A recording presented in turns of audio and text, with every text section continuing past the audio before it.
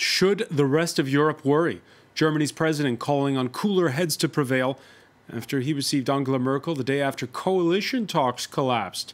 The Christian Democrat leader, still Chancellor of Germany, still in the driver's seat to form the next government, but after nearly 2 months of negotiation, the odds of uncertainty have shot up in a nation that prides itself as the continent's bedrock of stability. Political rivals quick to blame the Liberals, whose leader has seemingly irreconcilable differences with other potential coalition partners on issues like immigration, the environment, and Germany's role at the European level. But is it the FDP's Christian Lindner that is the problem? Or an Angela Merkel, who's been, well, sometimes known to eat coalition partners for breakfasts? They seem gun-shy at the prospect of governing with a German leader who draws all the light.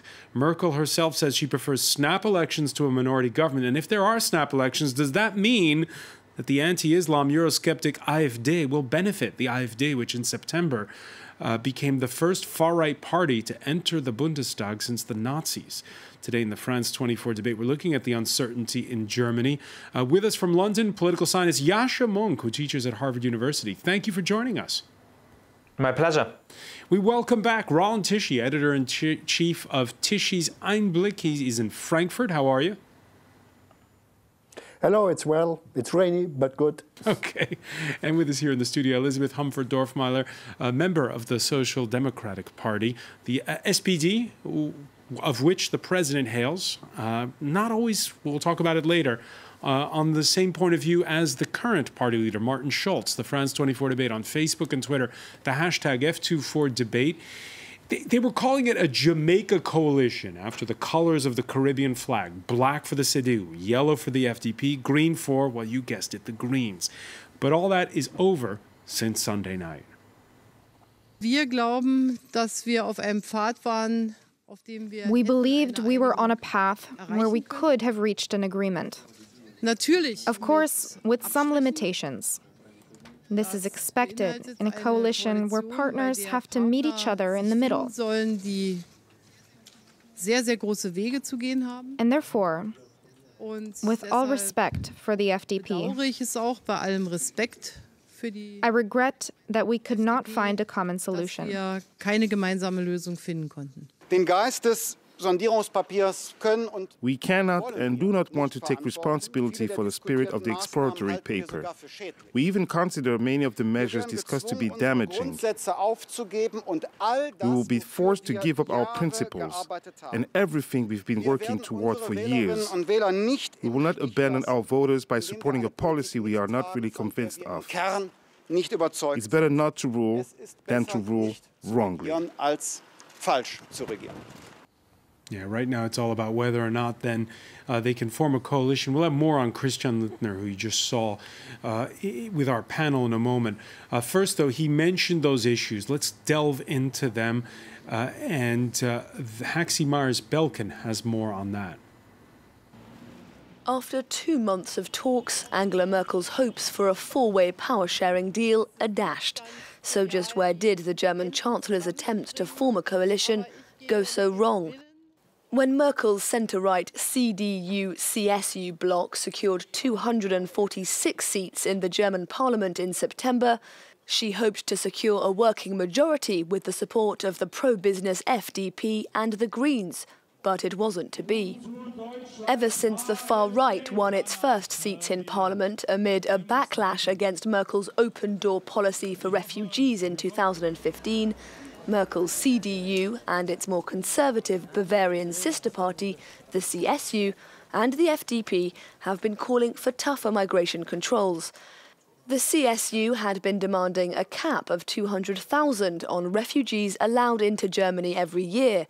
Merkel's CDU is keen to extend a current moratorium on asylum seekers in Germany, bringing in their relatives to the country. The Green Party, meanwhile, wants to immediately resume family reunifications for all those with subsidiary protection status, and only this weekend rolled back on its opposition to any upper limit for refugee arrivals. Another sticking point, the environment. The Greens were pushing for a reduction in coal-generated power and combustion engines. The other parties expressed concern about the impact that would have on jobs in the energy and manufacturing sectors. The failure of the talks leave Merkel with the weakest hand she's had in her 12 years as chancellor, not least because they've revealed deep divisions within her own bloc, with Merkel's liberal migration policy of 2015 still very much a thorn in her side. Yasha Monk, there was a precedent for a Jamaica coalition in the northern Schleswig-Holstein region. Why couldn't it work at the national level? Well, I think it quite clearly could have worked. The parties are not that far apart in terms of content. And, you know, to make everything stick over this one issue, essentially, which is the question of whether people who had been accepted as legitimate refugees in Germany would be allowed to bring in the wives or husbands and children, it doesn't smell to me like this is really what's going on. It's increasingly looking like the FDP and its leader, Christian Lindner, had been hoping to blow up the negotiations from the start. This is a very good way for Lindner to continue showing that he's to the right of the CDU, to Angela Merkel. He's essentially following the same strategy that Austria's soon-to-be chancellor was following, in having a kind of pseudo-populist policy with a more respectable veneer. And he's willing to jeopardize the stability of the German government in order to drive his strategy home and improve his showing in potential new elections by a couple of %. So why in that case take part in coalition talks and wait till the 11th hour to say no? Well, because I think if from the beginning you say we're not ready for government, we're not willing to go into government, you make yourself a total opposition and you look like a complete populist. So you have to show that you are in principle a respectable party, you're willing to engage in those kinds of conversations. And then unfortunately it turns out that all of the other parties just were unreasonable and we stood our ground, we stood on principle. We just could not sell out German interests to the degree that the Green Party wanted. And so that's why, unfortunately, with a heavy heart, we had to do what we'd been planning to do all along. Roland Tishy, you agree? No, I do not agree, because the FDP has been elected. After a period of time, they have not been in parliament. They have been elected for major 3 points. And it is exactly these 3 points you just addressed. First of all, how do we generate energy? Second, how do we get control over migration? And third, how do we what we are doing with taxes, which are as high as never before in Germany, and even in European standards very high. The tax ratio is almost 52%, which is a maximum in the history of Germany. So these are the 3 major points on which Lindner couldn't approve a government, because would he have done this, his nearly won, or his coming back to parliament would have been ruined within a few days. So why did he take part in coalition talks in that case? I think he should have done this because he wants to change Germany back in these 3 points, and lots of others too. But these are the 3 major parts. Maybe the CDU could have joined his position, but the CDU decided more to follow the green positions. So between these 2 extreme positions, a liberal position which tries to modernize Germany's economy and society, and the green extreme position to lower sustainability in Germany and economic performance, between these 2 positions, the CDU moved onto the green side. And so there was no room for Lindner to stay in a coalition in which his party would be ruined within, as I said, a few days. All right, let's look at that green position. By the way, Germany's top-selling tabloid doesn't beat around the bush. Bild headlining, "The FDP breaks up Jamaica." And it's not just Merkel's party, by the way, that's pointing the finger at the FDP. The Greens are really pointing the finger at Christian Lindner. Well, it is a blame game. It's just a blame game, and you shouldn't take it for you shouldn't take it for its real value. The real value is that you have different parties, they have different points, how they want to run the country, and if they cannot agree on a common sense, it's better not to go into a coalition in which you are not able to put your fingers into the direction you want. All right, let's listen to Cem Özdemir, the co-chair of the Greens. Pardon me, I didn't get the question. The only possible democratic constellation has been destroyed and rejected by the FDP. Our country is characterized by the fact that we know the culture of compromise. I want to underline that an agreement would have been possible if goodwill had been provided. Elizabeth Humpert-Dorfmüller, we're hearing 2 points of views on this panel. One is, well, you got to go into coalition talks if you want to get the point of doing politics is to try and govern. So you want to try to change the agenda, and so you got to go in with an open mind to these coalition talks. We just heard the co-chair of the Greens. We heard Yascha Mounk saying that no, for tactical reasons, Christian Lindner of the FDP blew it up at the 11th hour. Your party's divided on this because on the one hand you have the president, who's from your party, saying, "Hey, everybody, act responsibly. Let's go back to talking. Let's try to flesh this out before we do anything rash like hold a snap election," something that Germany hasn't seen.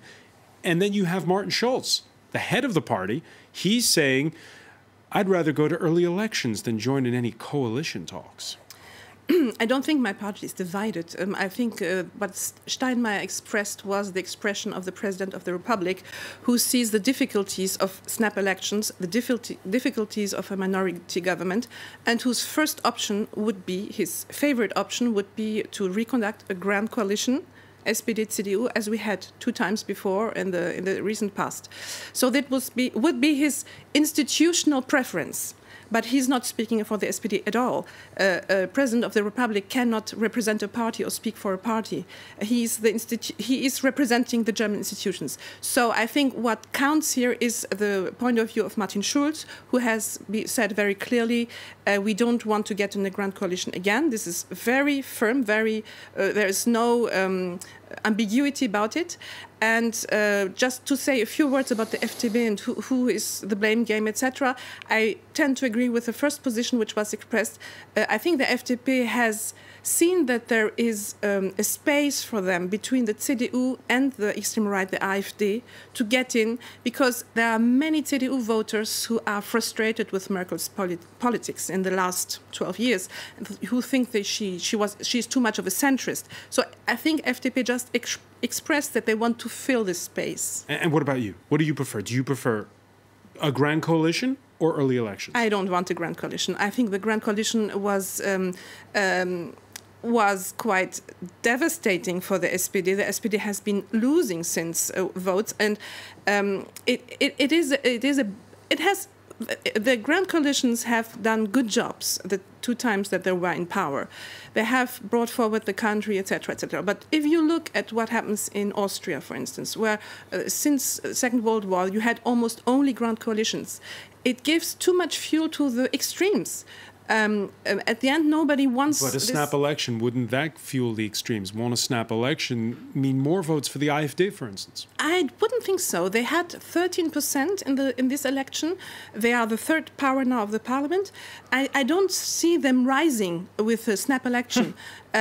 What you could oppose to a snap election is that the balance of power would not really change, so that there would not really be a benefit of doing a new election, because we would have the same problems.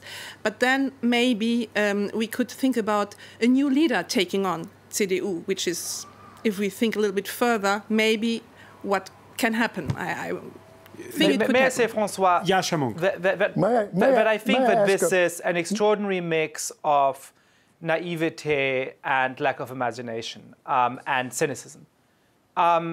You have the need to form a coalition, right? Somebody needs to govern the country. And the Liberal Party, in a way that I find deeply cynical and reprehensible, is saying, you know what, we think we can slightly improve our electoral showing, we can profile ourselves as standing between the center-right and the far-right if we just let these coalition talks explode in this sort of sensationalist way. And then you have the Social Democrats saying, as represented by the last speaker, you know what the president, who used to be the leader of our party, is saying, it's just an institutional point of view, he's just talking from his point of view, we don't really take that seriously. In our party's interest, it's best to stay in opposition because if we go into government, we're likely to lose more and more votes. So let's just roll the dice on new elections. Angela Merkel, by the way, is guilty of this too. She's saying she doesn't want the headache of a minority government, which is going to have new elections. And then everybody in Germany seems to assume that somehow the country is naturally immune to the populists, and the fact that the AfD got 13% of the vote was a sort of bizarre accident. And after the German public watching for weeks, the German political establishment not wanting to take responsibility, descending into chaos, descending into a big fight, miraculously the vote share for the populists is going to go down. I think that this is completely illusory. If the FDP is going to continue to be irresponsible, and if the SPD is going to be as irresponsible as the last speaker leads me to believe, we're going to have new elections in which the populists are going to rise again, and all of the same parties are going to face exactly the same dilemma. There's not miraculously going to be a majority for the Social Democrats and the Greens. There's not miraculously going to be a majority for the CDU, the Conservatives, and the FDP. And so either the FDP or the SPD is going to have to go into a coalition that they don't like. That is the reality of what it means to get a stable government together in a country in which the populists are now a significant portion of the parliament. Roland Tichy? Well, yes, you see exactly what I told before. You see the blame game going on. First of all, you broadcasted Cem Özdemir of the Green Party, who said the Jamaica coalition is the only possible way of forming a coalition. No, this is not true. The Social Democrats can form a coalition with CDU. This is the other possibility of the Democratic forming a government. So it is not that one thing. And the second is, why should the FDP, if they do not get remarkable points of their program done in this coalition, why should they then go into this coalition? They should not, the same way as the Social Democrats do not. By the way, the numbers of votes for the Social Democrats is more than double the number of the liberals of the FDP. This would mean the Social Democrats in a coalition, again in a grand coalition, would be much stronger than the position of a minority party as the FDP, in a coalition of CDU and Greens. We're going to have to, Roland Tichy, we're going to have to take a very quick break. We'll be right back. We're going to pick up on that point. You're watching the France 24 debate.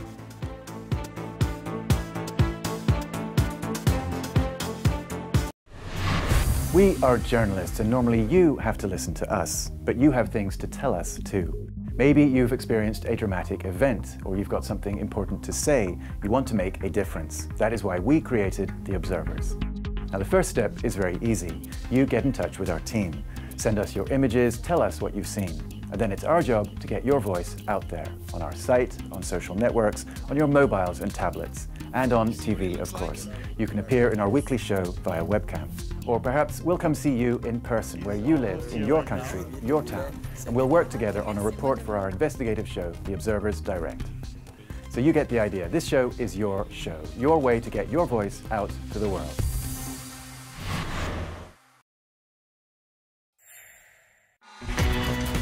Anticipate. Take a stand. Be mobile. Defend your position. Be independent. Meet every challenge. Surprise people.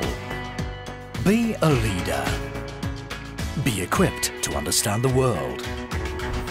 France 24.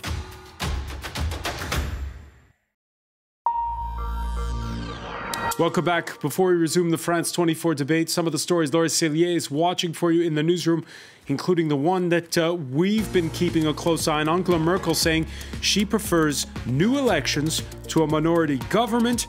This after the collapse of coalition talks leaves the country facing the prospect of a hung parliament.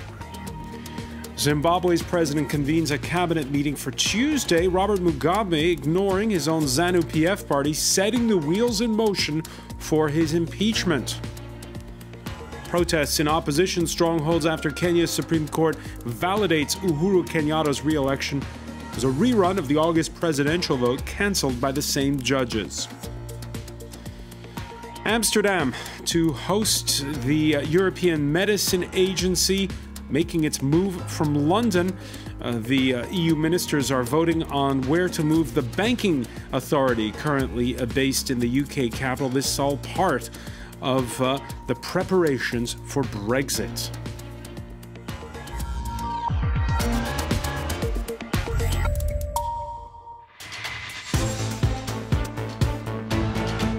Welcome back, or welcome if you're just joining us. It's the France 24 debate. We're looking at what seems like unprecedented political uncertainty for Germany. What with coalition talks collapsing after nearly 2 months of negotiations. Remember, the general election there took place on September the 24th. We're talking about it with political scientist Yascha Mounk, who teaches at Harvard University and joins us today from London. From Frankfurt, Germany, Roland Tichy, editor-in-chief of Tichy's Einblick. And here in the studio, Elisabeth Humbert-Dorfmüller, member of the Social Democratic Party. Welcome back to all three of you. Just before the break, we were weighing up the good and bad reasons for staying in coalition talks. And Roland Tichy, it brings us back to the point we were making at the outset, which is Angela Merkel this sort of larger-than-life character? You go into a coalition with her, she'll take the best ideas from your party and leave you high and dry at the next election. Just ask the Liberals, who were voted out of Parliament once, and the SPD, which have seen their numbers fall as well in the Bundestag. Well, I see that there should be a minority government be formed. A minority government is not what we are trained to, but there are a lot of reasons why I would prefer for the next 1-2 years this form of a government. First of all, Germany has too many laws and bad regulation. We do not need a fast-moving law and regulation machine producing every week dozens of new regulations. No, we just need, in some cases, some new laws. And these laws can be founded and can be formed and can be agreed within the parliament. Secondly, the system in Germany, which evolved during the last 30-40 years, was that the government controls parliament and not that parliament controls government. This comes because the parliament members of a coalition follow almost blindly the rules of the government or the ideas of the government. So we had no real opposition, we had no real debate in government or in parliament, and this absence of discussions and this absence of other ways of thinking is part of the frustration which helped the AfD, the Reiter Party, to get so many votes. So in a minority system,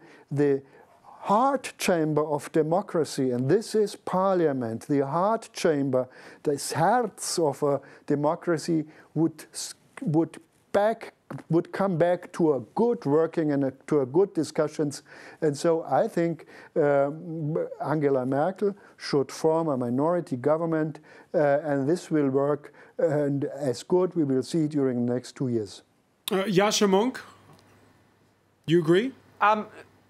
Look, I think that if the FDP is not willing to be part of a coalition, the SPD is not willing to be part of a coalition, the most realistic scenario is indeed a minority government. This would not be good for Germany, however, and it would not be good for the world. We're in a moment in which one country after the next seems to completely isolate itself and really abdicate the stage of world politics because of its internal problems. We have in the United States Donald Trump and his merry band of mole dwellers. We have in Britain, where I am right now, a country completely consumed by Brexit with a very weak government in Westminster. We have populists rising in lots of countries around the world. It would be great to have a stable German government that is actually able to implement some real reforms and actually able to provide some world leadership. That is, for example, able to reform the European Union in conjunction with Emmanuel Macron. This is not going to happen if Merkel is in a minority government. Great.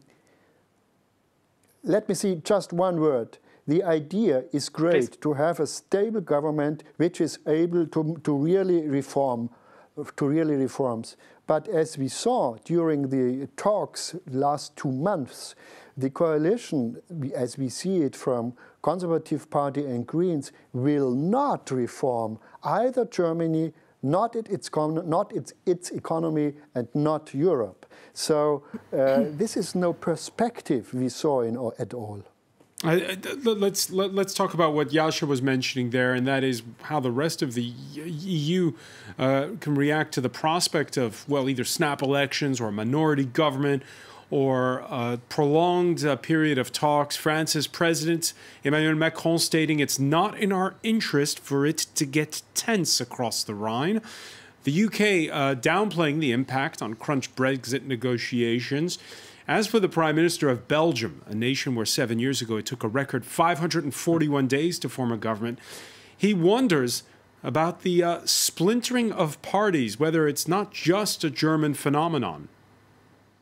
We are looking for the situation, but you know that we have many countries now where it's needed to organize a coalition, and sometimes that takes some days or some weeks or some months. In Belgium we have a tradition to do that.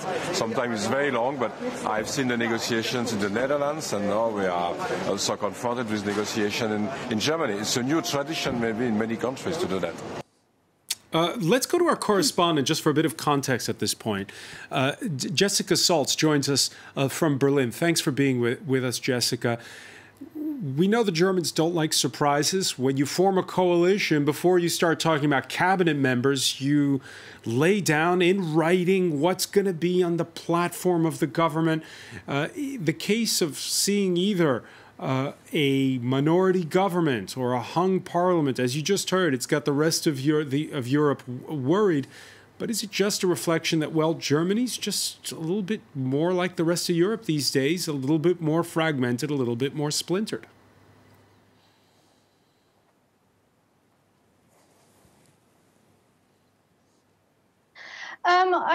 I think so, although I do think ultimately it does still have quite a strong sort of set of parliament of parties and with quite definite ideas. And in fact, I think that was part of the problem in trying to create something that was completely unprecedented in this Jamaica coalition when all these party heads had completely different demands.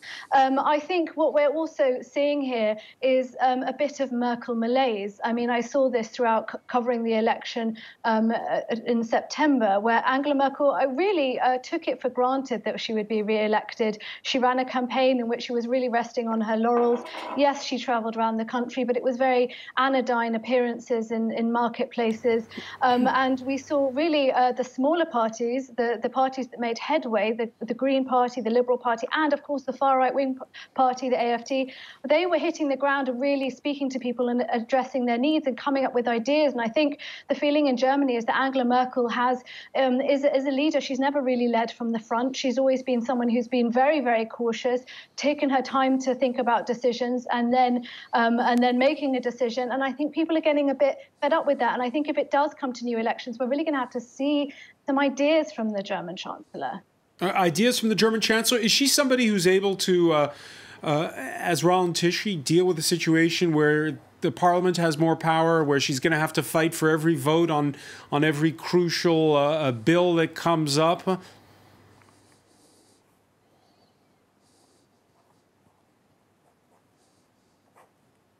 I do think it's going to be very difficult because, of course, we also have a larger parliament for the next 4 years. We've got two new parties with the Liberal Party and the AfD who are going to be very keen to make their voices heard. And, of course, the Social Democrats moving from what they believe was in Angela Merkel's shadow as junior coalition partners into being the largest opposition party, I should say. And they are really going to want to define themselves and stand out because, of course, they suffered their historic low in September's election. So they're really keen to redefine themselves. So it will be a really tough time for, I think, a minority government. Because I mean, if it was up to me, I think a continuation of a grand coalition wouldn't be such a bad idea. I do think on a legislative level they may manage to make quite a lot of progress.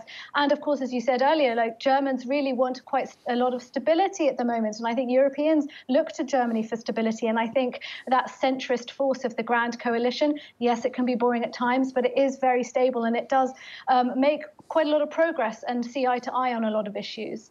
Elisabeth Humpert-Dorfmüller, Angela Merkel's been in power for 12 years. Is it the beginning of the end for her? Yes, I do think so. And I find it interesting that the blaming is going on. Journalists and also the public opinion blames, for instance, the SPD not to wanting to join a third grand coalition. But why doesn't anybody blame Angela Merkel, who has done 3 full mandates, who has done 3 relatively successful mandates, who's certainly very well regarded on a worldwide and European level, but who could have considered that her time is over now, and who could have contributed to make a new generation grow within her party, which she hasn't done at all. So, and as your journalist said, a lack of ideas. I mean, she's a very versatile person. That's why coalitions are very comfortable for her. The Social Democrats were not a problem. The Greens wouldn't have been a problem. The Liberals wouldn't have been a problem. The Bavarians are not a problem for her. She was able to adapt to everybody. So I think that if her time comes to an end, it is because her coalition partners are not agreeing with each other what has happened. So she might be able to win the next elections if they're going to be snap elections. I'm not saying that she won't be able to, because the Social Democrats are still in a very bad position. She might be able to win them. But the next step could be her replacement. Jascha Munk, she said firmly in an interview earlier with ARD television that she is still the one in charge, and if there are snap elections, she will still be the one to lead the CDU. How strong is Merkel fatigue? I think Merkel fatigue is pretty strong. She's now dead man walking. I mean, you know, she didn't win a really decisive election victory the last time round. And sort of the worst quality that she's had all along, which is her inability to actually put forward a vision and lead the country in a very clear direction, has also doomed these coalition talks to some degree. It's true that while the FDP from the beginning, I think, was looking for them to fail, Merkel sort of didn't really take intellectual leadership in the coalition talks and so on. But I also want to take a step back, because the problem that Germany faces right now goes far beyond this particular political moment, and it's one that so many other European countries, as you were saying earlier, are facing as well. 25% of the Bundestag now is split between the left party on the far left and the Alternative for Germany on the far right. No sensible government is possible by involving either of those.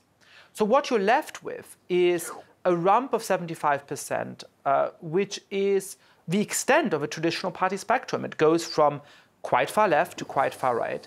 And in order to form a coalition, these parties somehow have to get together.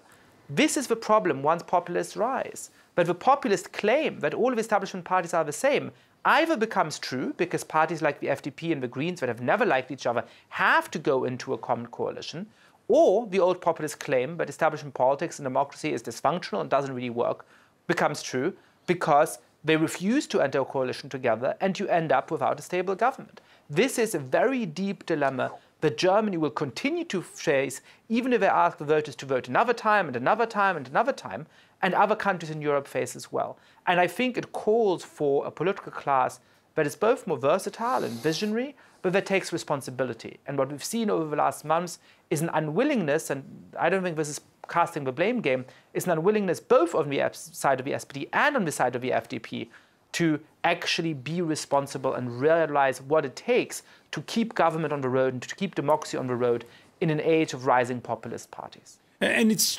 difficult to understand, Jascha, for people who are outside of Germany. Here you have the economic powerhouse of Europe. We would dream of having the unemployment rate in France that you have in Germany. Why is it that it's becoming so fragmented? Well, I think there's a whole set of reasons why populists have been rising for a long time. And one of them is the stagnation of living standards from one generation to the next. As you point out, Germany has done better on that, but there are actually a lot of people who have slid into low-skill employment. There's a lot of people who are quite afraid of what the economic future will bring. But there's also the rise of social media, which makes it easier for quite extreme voices like Mr. Tichy to have a real voice in the public debate. And, of course, you have the influx of immigrants and the way in which traditionally mono-ethnic, monocultural countries have to redefine themselves as multi-ethnic and start to understand how it is that you have a real living together of people with different skin colors and different origins and different religions. And Germany has not mastered that problem any better than France or Germany, than France or the United Kingdom has. Roland Tichy? Well, first of all, Angela Merkel divided the country with her migration policy. And the Green Party, in my point of view, is a very populistic party too, because they have ideas which have not any economic foundation any longer. So Angela Merkel has lost the power of leadership. She has lost the capability of the great speech, the grand speech, to bring people together. And so I guess she, after 12 years being in power, is not able to lead through this road going to the future. German parliamentarism is founded so that the chancellors are very strong after a lot of years. But in the United States, after 2 election campaigns, the president has to go after 8 years or what. So in Germany, she is now 12 years in power. She has to be too long in this way of muddling through, which is her and she has lost, as I said before, the possibility of leadership, and she has a lack of ideas. And what is the problem? Why should not anyone else get with a new start the CDU back onto the road or in the middle of the spectrum of ideas in Germany and get new votes back to the CDU? At the moment, the CDU and its Bavarian partner, the CSU, Christian Social Democrats, these two parties are breaking apart. You can see it, you can feel it if you talk to those peoples. And so the situation is a problem which has the name Angela Merkel at the moment. And should the rest of Europe worry? Pardon me? Should the rest of Europe be worried, or at the end of the day, Germany will come up with something? Yes, we in Germany have a strong economy, as you said before. It is because of big companies and of the Mittelstand, but they have a weak policy system at the moment, and I do not see any way of getting back to the track within 2 weeks or so. So there is, it is a part of Merkel's tragedy that she divided Germany in 2 parts, some who follow her still, but the majority who does not follow her. Her election success was very, very limited. All right, just a word, Elisabeth Humbert-Dorfmüller. We've just gotten word that Paris is going to host the relocated, up to now London-based European Banking Authority. Good news. Frankfurt and Dublin losing out in that. You're saying it's good news? Yeah. I mean, I live in France, so I promote the French economy. Your thoughts on what Roland Tichy said about the main parties starting to groan. And you saw it here, of course. We witnessed the center-right and center-left, big parties, basically collapse in the last presidential election. Yeah, it's this consensus of being pro-European, of supporting the capitalism, but with the social, let's say, side. These parties, they are shrinking in all the European countries. I mean, you can also have countries like, for instance, Greece, which is, of course, a very different case, but where the social democratic party completely collapsed. It was pro-European, pro-free market, etc. But people don't, if people don't have the impression that they participate in this economy anymore enough, so they won't vote for these parties because these parties represent those who are quite well off. And I wanted just to say a word on what the previous speaker said about Merkel has divided Germany. I would say Merkel has divided the conservatives in Germany. Some of them have followed her to her move to the center of the politics. Some of them have gone much far right, so they voted for the extreme right. And there is a share of former conservative voters who probably voted for her still last time, but who are looking actually for some new orientation, who you cannot put into this in this consensus pro-European, pro-social, social reforms, etc., who are more on the right, and she lost them, I think. Yasha Mounk, a final word on the fact that, well, what we've seen over the past couple of years is in politics, people like a new face. Well, yes, and that's what the Social Democrats were hoping for with Martin Schulz, who had been around the European scene for a long time, but nobody knew in Germany. And that made him very popular for a month or two, and then we got to know him and realized that he doesn't have much to offer. So he now seems to have all the confidence in the world, but if we have new elections, he would somehow turn around the rudder. But unless the SPD manages to find a fresh face that actually has talent, they're not going to get out of a political crisis. And of course, the problem with the Conservatives is that Angela Merkel has cleared the field. There aren't enough people in the new generation who actually have real political talent who have been allowed to thrive. People like Norbert Röttgen, for example, have been sidelined.